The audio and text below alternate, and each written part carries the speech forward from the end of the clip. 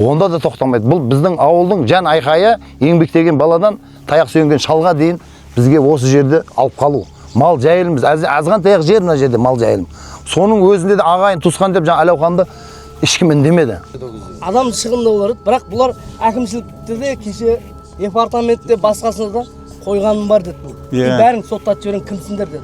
Аудан әкімі көрді ме? Көрдім, бәрін. Ес кеп тұра ма ол кісі? Конечно. Халық айтады бүкіл жиналғандар. Біз аудан әкімін көрмегеніне 3 жыл болды дейді былайша. Проблема кезде келмейді дейді. Балық асырайын деп тастың бәрін нардағы бәрін арысын суында бұрды. Ана өсіп тұрған жыңғыл пыңғылдың бәрін қиратты. Ешкім үндемейді ғой. Енді ауылдың бәрі шулап жатыр. Тағы да мына әкеп енді біреуге сатып кеткен. Құрметті көрермендер, армысыздар. Қазір сәтте біз Түркістан облысы Ордабасы ауданы Төреарық ауылындамыз.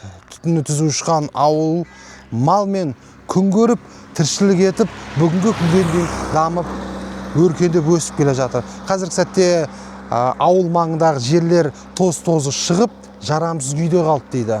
Жер ауылдың тіршілік, ал сол тіршілікке балта шабылды ма? Бірге зерттейміз. Тоғайдың бәрін құртты. Мына яқын көрсеңіздер бар ғой, бәрін бұзып құрт тастаған. Жиделерді де қопарып түн қоймай. Қайта өскені ғой бұл. Иә. Жаңа су қашып жатыр ма? Су қалай қашып, не су қашып, мына жер мен түсінгенімше мына жерлер негізі жап-жасыл көк көмбек болып жату керек, иә? Дұрыс па? Көк көмбек болып жату керек. Енді бір айда мына жерлер сарғаяды, мына сулар жаңағыдай тартылып түк әшейін не болып қалады? Арық болып қалады. аттап өте береді. Иә. Көктем су көбейіп тұр ғой қазір негізінде. Кейін сәпсі арық болып қалады, нердің тізеңінің жетпейді. Мына жерден заңсыз карьер қазғандарды былай өздеріңіз ауыл болып, былай қуып болған айтқан жарыстар ма? Айтылды, бүкіл ауыл болып айтылды. Районнан қайтамыз болды, районнан болды, бүйтеміз, жабамыз дейді. Ешқандай нәтиже жоқ. Біздің халықтың жан айқайы осыны тоқтату. Бізге бұл балық шаруашылығы болса да біз қарсымыз деп жатыр. Мал жайылатын жеріміз қамады бұл жерде ешқандай. Иә, мына қарасаңшы түк жоқ мына. Бәрі мына малдың жатыр малдардың бәрі. Деңгейі 7 метр, 6 метр түскеннен өзіңізді мәқін барып жап-жасылтын, бір айдан кейін сатсары болады. Өйткені мынаның бәрі, су қашып кетті. Бұлақтар да қашып кетті. Иә, мынаяқтан бұлақ да бар. Бір айдан кейін сап-сары дала болады, болды бұл жер. Ертең мынаны қазір айтып жатыр, 6 метр, 7 метрге шейін қазамыз дейді балық шаруашылығы. Оның топырақ тасын қайға үйеді оның бәрі шаңғытпай. Құрметті көрермендер, қазір міне өзеннің жағасында тұрмыз. Міне өздеріңіз көріп тұрғандай, міне балық шаруашылығының қоршау ары кетсе, міне өзеннің жағасы, міне 5-ақ бір 10-ақ метр ме, 10-ақ метр міне. Міне қоршаудың арнайы міне текстеген жері, дәл ана жерде балық болады дейді. Бірақ енді тұрғындардың айтуы бойынша, егер де балық асырау үшін тағы да 6 метр қазатын болса, мына судың бір тамшысы қалмай қала ма деп үрейленеді. Ордабасы ауданының тұрғыны, Төреарықтың жан айқайы, Төреарықтың жалпы басты проблемасының бірі осы. Бұл кейіпкеріміз Тұрсынбек қария. Төреарықтың топырағында туған ақсақалдың ғұмыры сол жердің өзімен тамырлас еді. 80-нің сеңгіріне шықса да, оның жан дүниесі әлі күнге дейін бала күнгі жайлауда қалып қойғандай. Бір кезде жалаң аяқ жүгіріп, қозы қуып кең даланың төсінде еркін өскен сол бала бүгінде сол даладан айырылып қалам ба деп қорқып отырған қарияға айналды. Ол үшін бұл жер жай ғана жайылым емес, бұл анасының әлде естілген бесік, әкесінің тері тамған еңбек жолы, жастық шағының куәсі. Әрбір жусанның иісі, әрбір соққан самал оның өткен өмірінің үзігі. Сол себепті де қара жерден айырылу тек жер жоғалту ғана емес, тұтас бір өмірді, бір дәуірді жоғалту сияқты. Тұрсынбек көке, жасыңыз нешеде? 73-те. 73-те, жалпы мынау. Бүгінгі жалпы жағдайды біліп жатсыз ауылдағы, не айтасыз өзіңіз? 70 жыл өміріңіздің бәрін осы жайлауда, осы жерде Айтқанда, айтпағанда, ләжі болса алмасаңдар спирден тас. Осы окоп болып қазып кетті. Іші болса қазғаннан кейін анау топырағы үйіп сайға тастап кетті. Бұл жерде енді сіздің түсінгенімше жастық шағыңыз өтті ғой, иә? Осы дәл осы жер қопарылатын болса, сіздің де жүрегіңізді былайша айтқан кезде ауыртатын бірден бір жағдай. Малдың жайласында жер қалмады ғой, құдалыққа келгенде. Ауылдың мал жайласын, үшімізді кішкене ғана мына жер бар еді, бұның өзін бұт шытқы жіберді.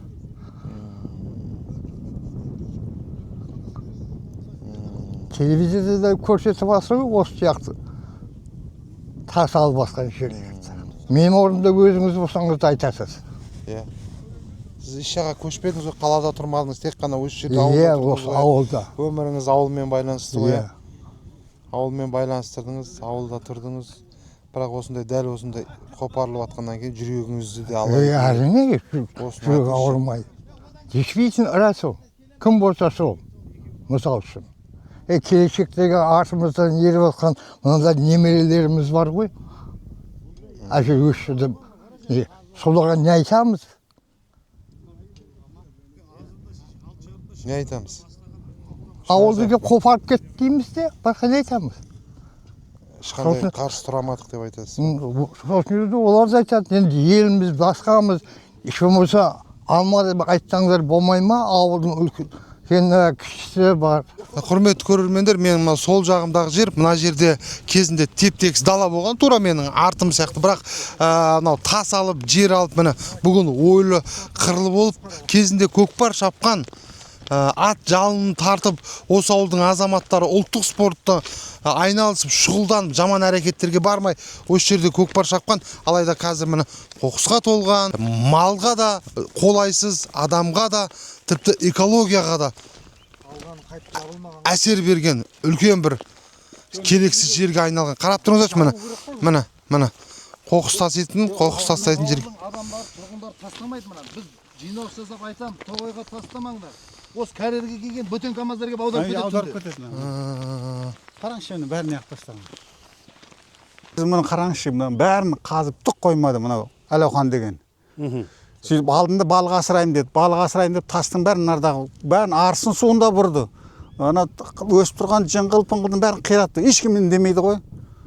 Енді ауылдың бәрі шулап жатыр. Тағы да мына әкеп енді біреуге сатып кеткен. Бүгінгі істеп жатқан кім екенін білесіз ба? Бұл Айыпхан деген, өзің бірге милицияда бірге істеген екен, соған сатқан мына жерді бар ғой. Иә, полицияда істеген. 300 метр. Мал жайылым жоқ, бәрін құртып жатыр. Мына қарашы, мына теп-текіс жер еді, бәрін құртып көрдің. Жайылымды талап етіп отырсыздар ғой, мына қазбасын деп. Иә, қазбасын, иә. Енді бұл жерде ауыл әкімі, аудан әкімі бұл туралы хабардар ма? Ой, бар, кеше келді бәрі. Бірақ жәндегі де айтады, мынау айтады, жұмыстарың болмасын. Мен февралдан бері нағып атсыңдар ғой. Маған сендердің бір тиын керегің жоқ. Сотың шақырасың, прокурорың шақырасың деді. Ойбай, не дейді тағы? Иә, сөйтіп айтты. Білесіз ба? Кімнің? Мынау қазып атқан мынаның. Айыпхан деген, оның фамилиясын білмеймін. Высший полицейский. Иә, высший полицейский. Анау сатқан да сонда милицияда істеген бала, ауылдың баласы, Әлеухан деген. Ал енді мына жерде бұл не балық шаруашылығын істеймін деп жатыр, иә? Ал енді президенттің 2022 жылы 2 қыркүйекте қателеспесек, мынау ауыл аймаққа ортақ жайылымға 3 километр мен 6 километрге дейін қайтарыңдар деп нақты тапсырма берген. Сол кезде бұл ауыл әкімі жергілікті земельный дейді, жаңағы архитектура, кәсіпкерлік осыны қалай бер деген. Мына халықтың бүгінгі күні жиналып жатқан бірінші рет емес сияқты. Неше рет жиналып, қанша марта жиналды? Неше жыл болды? 3-4 жыл болды. 3-4 жылдан бері осы жанайқай. Еститін құлағы жоқ. Жоқ, ешкім келеді, жаңағыдегідей бәрі. Сол осыларға қарай бұрылып сөйлейді. То Абылайхан. Баласының атымен қойылған ғой, Әлеухан көкеміздің баласының атынан қойылған. Әлеухан көкеңіз жаңағы осыны қазып атқан адам ғой. Жоқ, иә, басында қасқан. Ол сатып кеткен. Иә, сатып кеткен. Пайдаланып сатып кеткен. Иә. Ол сізде балық асыраймыз деп, үстіп мына кәренің бәрін, тоғайдың бәрін, суды қазды, судың арнасын бәрін Иә, мына совсем арсын суын төмен түсіріп жіберді. Енді келді да мынаған зат, бұл да балық асыраймын деп, бірақ түпкі мақсаты не болуы мүмкін, кәрен қайтып қазайын деп жатыр да. Иә, сондай болып жатыр. Мына үйілген тастың бәрін не қылады сонда? Балық асыраймыз. Сатам дейді. Ол бірақ шын тоғайтына келген кезде Құдайдың берген жерде жатқан тасы. Бірақ ауылдың жайылымы. Мына ауылда жайылым жоқ. Былтыр алдыңыздар неше мал өлді да? Иә, мына қазір жатыр ғой жерде. Ағамыздың баласы ұйыққа да түсіп қалды қазған жерге. Ойнап, кішкентай балада. Адам шығынды болар еді ол кезде. Адам шығынды болар еді. Бірақ бұлар әкімшілікте де кеше департаментте басқасында да қойғаным бар деді бұл. Бәрін соттатып жіберген кімсіңдер деді. Не қуып шықтан не жерден не еді? Иә. Анарда біз бір әкпеміз көпір сап берген де көпір. Сол көпірге де дейді, сені жолатпаймын дейді, көпірлерін бұзып алыңдар деп отыр. Көпірлерін керек болса бұзып алыңдар дейді. Оны кәсіпкер апамыз салып берген. Осы арман қарап ол заңды көпір ма?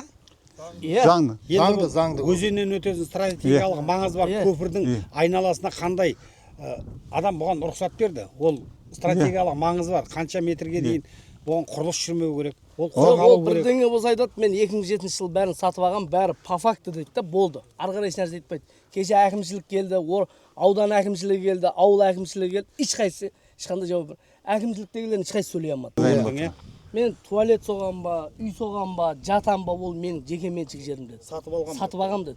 Ешкімнің шаруасы болмасын деді. Бұл енді мынау Арыс өзенінен өзі неше метр жер нақты қазір көреміз. 35 метр дедіңіздер ма? 30 метр. 30-35 метр. Жанды түбінде тұр ғой, иә. Сол жерден қазып бүгінгі күні не құрылыс жасап жатыр? Қазір фундамент құйып жатыр ғой. Балықшар қоршайын деп жатыр. Қоршайын деп жатыр. 4-те 1 гектар жер. 7 гектар. Бірақ документальный 5 гектар деп айтқан кеше. Кеше әкімшілік келген кезде 7 гектар деп шықты да. Бірақ оны қоршайын мен дейді. Бұл енді өзімізді түсінбей ауылға, мына халықтың бәрі малдан басқа нәрсе жоқ ауылда бұл. Ал бұл кісілер келеді да. Осыған тоқтай кетейікші, ауылда неше мың халық тұрады?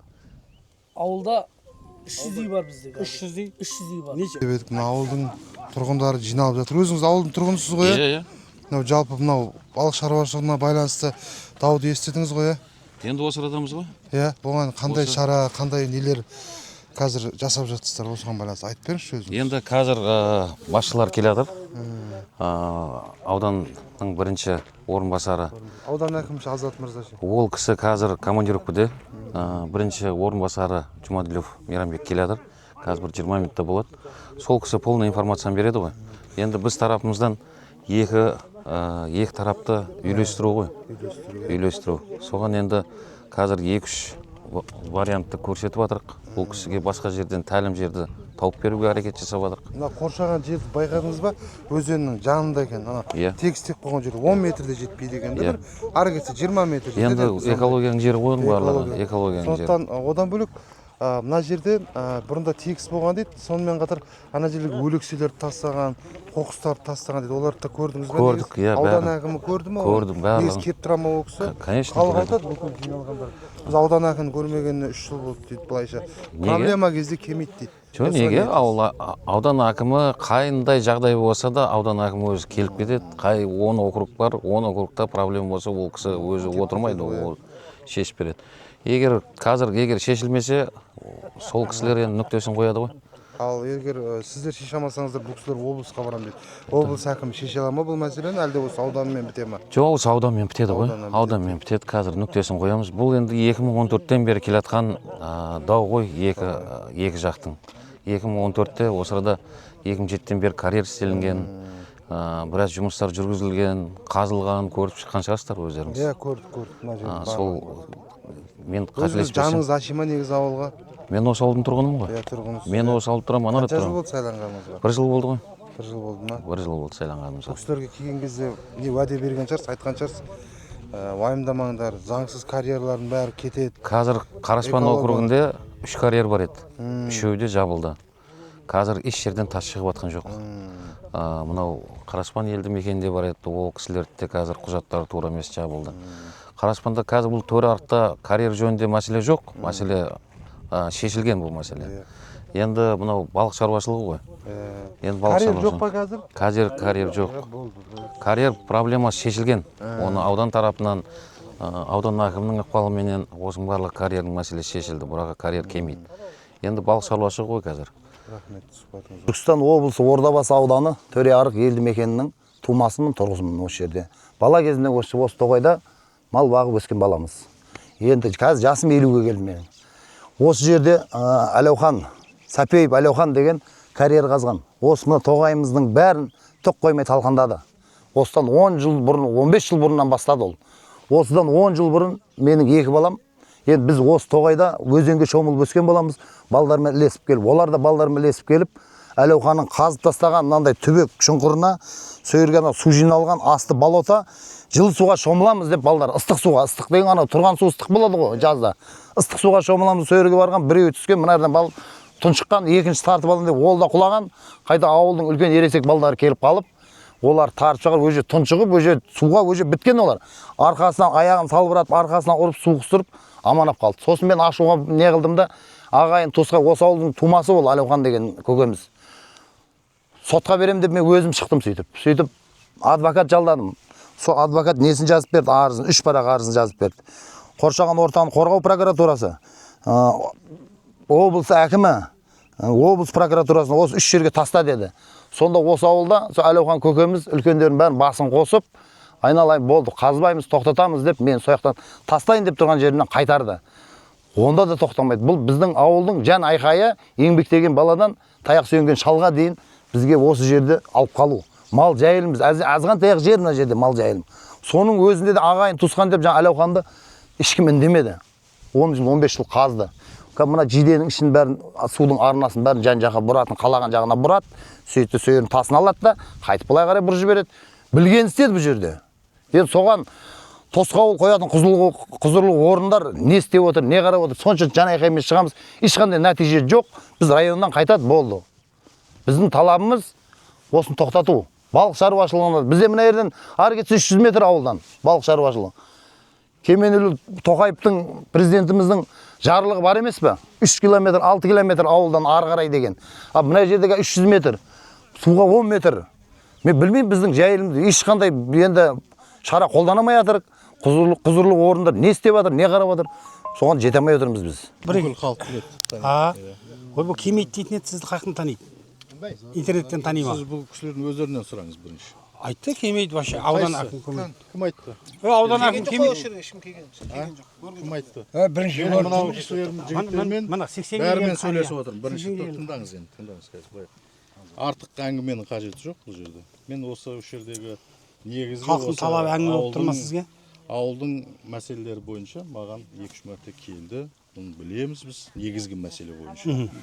Сондықтан біз тиісті жаңағы халықтың ұсынысына байланысты мен өткен жолда да сөйлестім. Бұл мәселені заң шеңберінде қарап, бұл жерде халық наразы болып тұратын болса, біз ол жұмысты тоқтатуға жұмыс жасаймыз. Сіз тұрған жоқ. Солай емес пе, да? Сіз болдыңыздар ғой, да? Кім келді тағы бізге? Жақсы. Азат мырза, енді бұл кісілер қарсы болып жатыр да. Енді не себептен бұл кісілерде үрей пайда болды деп ойлайсыз? Ары қарай жұмысы жанданады деп. Бүгін келді, мына жерде қазығын қағып, жаңағы цемент құйып жатыр да, одан самайын ауылдың ішінде дүрлігіп жатыр. Былай ғой енді, былай, жалпы жер, мысалға кез келген азаматқа, жеке меншікке, жалға, немесе тұрғын үй алуға беріледі. Енді кәсіпке пайдалануға да, дұрыс па? Сондықтан бұл жердегі жер уақытысында карьер дейді ғой, жер қойнауын пайдалану үшін берілген, кейін балық шаруашылығына берілген, заңдық құжаттарын бәрін алған. Енді бастапқы кезде сол карьерді жаңа жер қойнауын пайдалану кезінде көптеген заңсыздықтарға барған, қазылған, оны тегістелмеген, сөйтіп халықтың тарапынан біраз зиян болған ол жерде. Сондықтан мына халық наразы болғаннан кейін сол кезде біраз жаңағы сол келісімшартты бұзу бойынша біраз жұмыстар тоқтатылған. Кейін басқа азаматқа жерді сатқан, сол азамат келіп, қазір соны ары қарай жалғастырамыз деп отырды бұл жерде. Түсінесіз бе? Қолында заңдық құжат бар.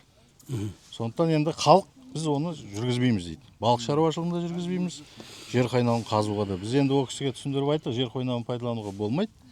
Енді балық шаруашылығын жүргіземіз деп қай күні келіссөздер жүргізді, бірақ халық оған да қарсы болып тұр.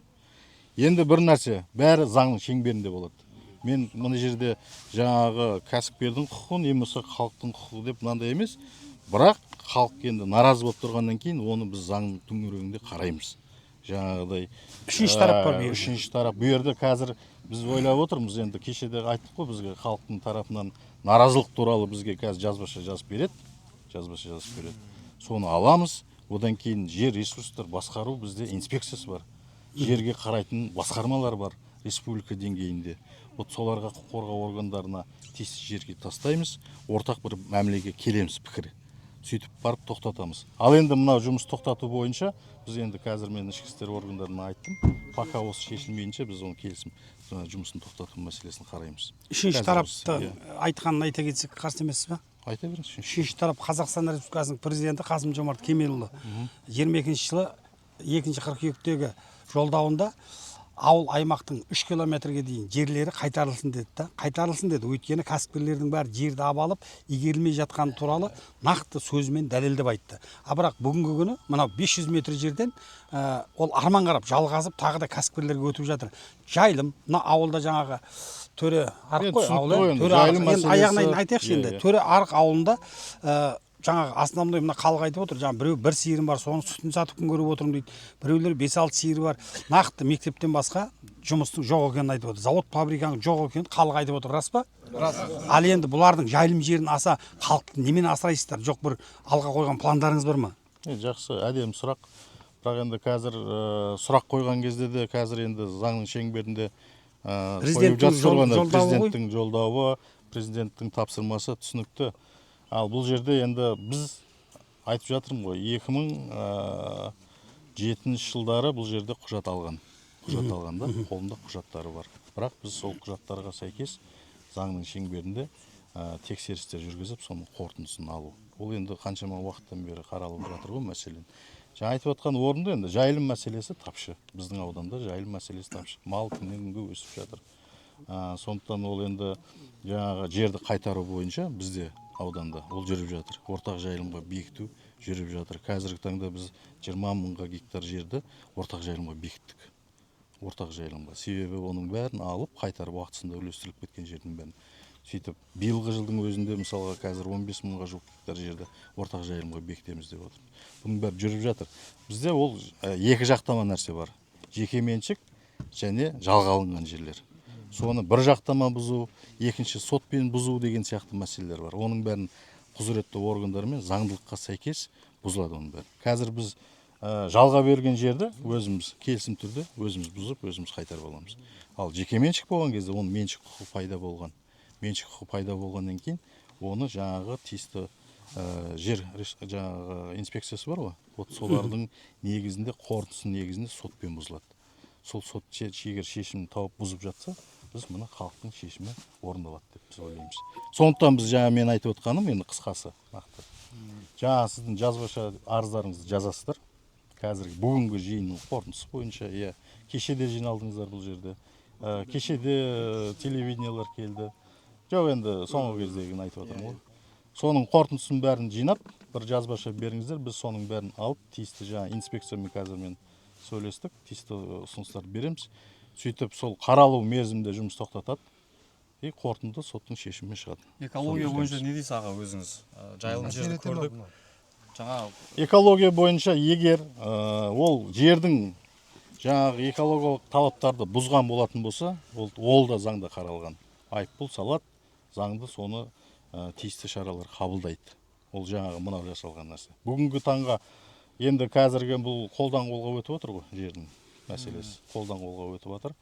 Ертең қазіргі сол арыздың негізінде қаралғаннан кейін барып, соның бәрі зерделенді. Экология нақты бір нәрсе қойшы. Мынау қазір осы мәселе бір жақты болмай, қазір жұмысын тоқтата тұрады ғой уақытша. Жұмысын тоқтатқызуға қазір жұмыс жасаймыз енді. Соған жұмыс жасаймыз. Бір сұрақ бола ма Азат мырза? Кеше телевидение келіп түсіргенде кәсіпкер мырза айтты. Мен қашан жер бөліп бергенше мына жерді істеген дейді. Енді сіздер үкіметтен ақша бөліп пәленбай тал ектіріп жатсыздар, Мына талды қопарса, құрса, ол 5 жыл, 10 жылда өспейді ғой ол. Халық не қылады ол? Әдем айтасыз. Әдем. Оны қалай болады ол? Мына талдарды құрады, мысалы. Жер беру мәселесі. Жер беру мәселесі. Ол біз бірнеше жерді ұсындық. Ол кісі бас тартып отыр. Сондықтан біз ол кісіге мына жерден жер беріп, ол егер ойындағы жерді біз тауып беру міндетімізге кірмейді. Енді заң шеңберінде айтып отырмын ғой жаңағы. Соттың шешімі ма, тиісті органдардың қорытындысын аламыз. Содан кейін барып тиісті шара қабылдаймыз. Ал егер талды заңсыз кескен жағдайда, заңсыз бұзған жағдайда бізде экология азамат нелері бар, жаңағы департаменттері бар. Қарайды, тиісті шараларын қабылдайды. Біз оған көз жұмып қарап отырмаймыз ғой. Талды кесіп отыр деп. Халықтың көзінше сондай күшілік көрсетті. Енді қазір қараңыз, біз ауызша емес, біз қағазбен жұмыс істейік. Дұрыс қой, енді мен сізге не қылып жатқанмын, ертең телевидениеде шығады. Жан айқайы мына жерде түсіріп, талдарды қырқып тастапты. Бірақ бүгінгі күнге дейін полиция, экология департаменті бір айыппұл самаған туралы айтып отыр. Ондай болса, оны қазір қарайды. Қарайсыздар ма? Қарайды. Ондай болса қарайды. Ал содан кейін сосын бұл битті. Мен әкімнің де, начальник прокурорын да ешкім енді былай қылайық та енді, ол енді әркім құқы. Қазір сіздер мына жерде бәріңіз жиналып тұрсыздар ғой, бесеуіңіз, 20-ңыз, 20 түрлі әңгіме айта аласыздар. Жоқ, ол сіздердің құқықтарыңыз. Ал егер менің арнамысыма тиетін болсаңыздар, оған заң бар. Түсіндіңіздер ма? Иә. Сондықтан енді бұл жерде былай қылайық. Халықтың құқығы тапталып жатса. Халықтың құқығы ол да қаралады. Кеше Қалай қаралмады қаралып ғой жатыр? бізге. Президенттің жолдағанына 4 жыл болыпты. Жоқ, мына жерде қазір 4 жыл болыпты ішкі да. істер органының балдары тұр. Сізге артық сөз айтатын болса, Кеше айтты ғой. артық сөз айтатын болса, одан кейін барып сізге басқа да заң нормаларына қарсы келетін мәселе жасайтын болса, оған шара қабылданады. Ауыл әкіміне де, аудан әкіміне де қарсы шықты ғой. Тойғам, олар маған керек емес. Мынау қазір бәрін қаматамын деп. Жарайды, соның бәрін жазып беріңіздер. Міне, бар, дәл именно менде бар. Оның бәрі бар. Халық сізге ырза болады. Қазір тоқтатсын бәрін. Пока жер тапқанша не қанша. Халықтың нақты талабы не қария? Тоқтатсын, алып кетсін. Жақсы, біз онымен сөйлесеміз. Біз сөйлесеміз. Бұл жерде бірақ мәселе. Халық мына жерде жиналып тұрған бір нәрсені қайталай берген ешнәрсе шықпайды. Иә, заңды шешім қабылдайық. Заң. Одан да сіздер қазір маған жаңағы кім ауылдың округтың әкімі ұйымдастырады, жаңағы жазбаша жазып беріңіздер. Иә. Жаңа айттым, сол бойынша біз шаралар қабылдаймыз. Келістік қой да. Менен бір сұрақ. Жаңалде кәсіпкер Айыпхан деген кісі айтады, мен осы жерді құда қаласа қоршаймын дейді, 6 метр жерді қазамын дейді. 6 метр жерді қазанып оны пәленбай тасы шығады, құмы шығады, ол бәленбай оны барып сатады сөздің ашығы да ол. Оны енді түсіндім. Дұрыс па? Ол сөйтіп айтып жатыр да ол. Менің жеке меншігім болғаннан кейін мен өзім не істесем де өзім білемін деп тұр ғой енді да. Ал енді иә, оның өзінің құқы бар. Мысалға да тыңдаңыздар енді, бірақ сөз ғой енді, бәріміздің айтатынымыз бір сөз, ол түсінікті тілде.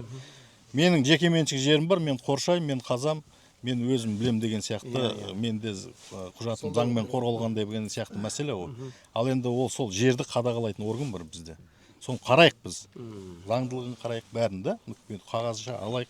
Содан кейін мен енді қазір сен кел тоқтат, сен кел, біз енді қазір оған түсіндіріп айтамыз ғой. Ну бірақ заң жүзінде бізде заңмен жұмыс жасауымыз керекпіз. Қазір енді мына журналистер келіп тұр ғой қазір. Журналистер кеше келді.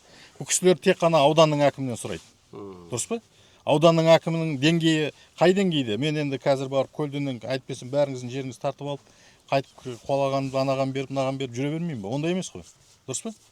По факту заң жеңберінде біз жұмыс жасайық. Содан кейін барып қорытындысын бәріне айтамыз. Жоқ, жер қойнауын пайдалануға қағаз жоқ қой бұның. Бар. Қай жыл берілген? 2007 жылы ма? Одан кейін 10 жыл бойы жұмыс тоқтаған ғой. Оның қазіргі действующий келісім шарты бәрі бар. Бірақ ол жер қойнауын біз келістік, оны жүргізбейтін болды. Балық шаруашылығын істеймін деп тұрды. Оған балық шаруашылығына да біздің тұрғындар қарсы болып тұр. Кеше келдіңіздер, қарсы. Біз ол кісіге айттық, жұмысты бастамаңыздар. Былтыр келген кезде онша документ тура болмағаннан кейін қайтып кетіп еді ғой. Биыл енді документтің бәрін турлап келіп отыр ғой қайттан. Оның бәрін ертең жағы. Иә, ол жағын біз өзіміз. Бұл сотқа беруге дейін жете ма?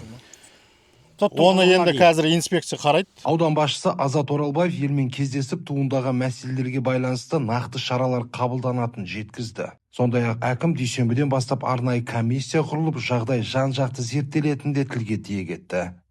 Тұрғындардың алаңдаушылығын назардан тыс қалдырмай, қорқынышын сейілту бағытында жұмыс жүргізуге уәде берді.